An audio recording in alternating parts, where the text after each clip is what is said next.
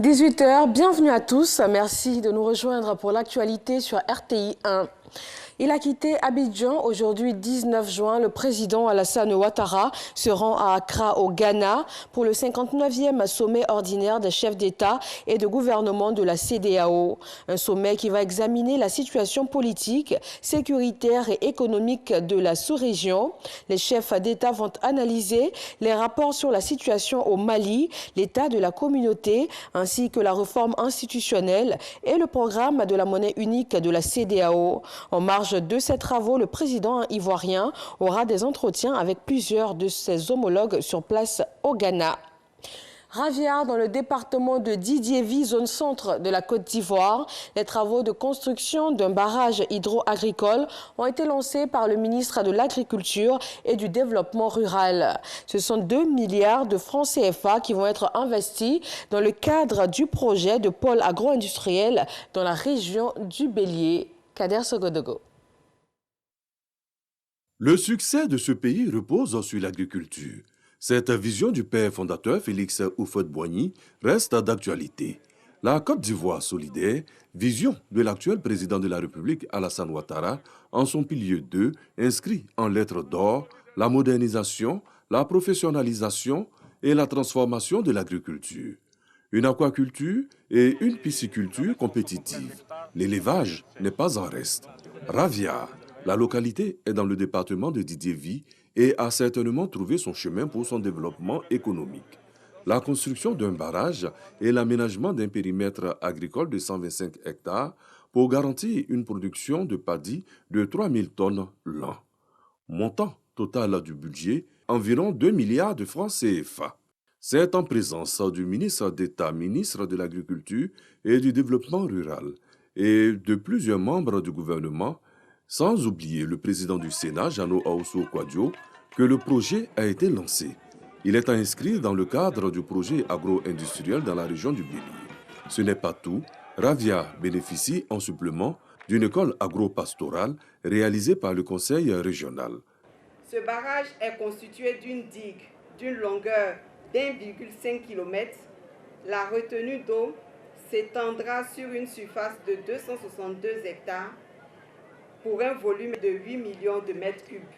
Les travaux ont permis, premièrement, de construire 4 salles de classe plus bureaux, un bloc administratif, la loge du gardien, la cantine, 2 blocs dortoirs avec toilettes, 2 logements pour encadreurs et l'infirmerie. Le coût de l'investissement régional a été de l'ordre de 264 millions. La création de richesses au bénéfice des populations reste un engagement du président de la République, Alassane Ouattara. La transformation structurelle de l'économie agricole constitue l'un des piliers essentiels de la politique de développement social et économique prônée par le président de la République, son Excellence M. Alassane Ouattara. Et c'est sur cette vision que repose le programme national d'investissement agricole de deuxième génération, dont la mise en œuvre se fait à travers 9 agropoles. Le président du Sénat, fils de Ravia, a tenu à rappeler à tous le sens de son combat. Merci, Monsieur le Président. Continuez à travailler pour vos parents. Parce qu'un vrai président de la République contribue à forger positivement l'opinion de ses citoyens vers des valeurs qui rassemblent, vers des valeurs qui fédèrent. C'est ce que le président Félix Houphouët-Boigny a fait. Et le président Alassane Ouattara est sur ce chemin lumineux tracé par le président Félix Houphouët-Boigny. Chers parents, je voulais m'adresser à vous. Je suis allé à la pêche dans les eaux poissonneuses de l'oufoutisme, des eaux poissonneuses du RHDP. Et voilà ce que j'ai trouvé, voilà ce que je vous amène aujourd'hui. J'ai pêché, j'ai trouvé le gros poisson, nous allons le partager. Car on ne partage pas la misère, on ne partage pas la faim, on partage le succès, on partage la richesse. L'école agro-pastorale, dont les apprenants sont déjà à la tâche, a bénéficié d'outils nécessaires pour son fonctionnement. Les hôtes du jour ont d'ailleurs procédé à la première récolte de tomates, des tomates bio, il faut le signaler.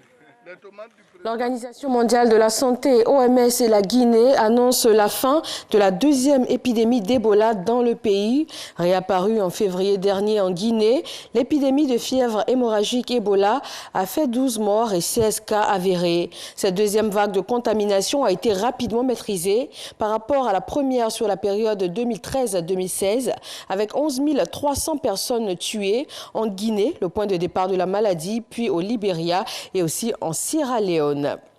Le 21 juin prochain, la scène musicale ivoirienne et aussi mondiale va s'enrichir d'un nouvel opus du groupe Magic System.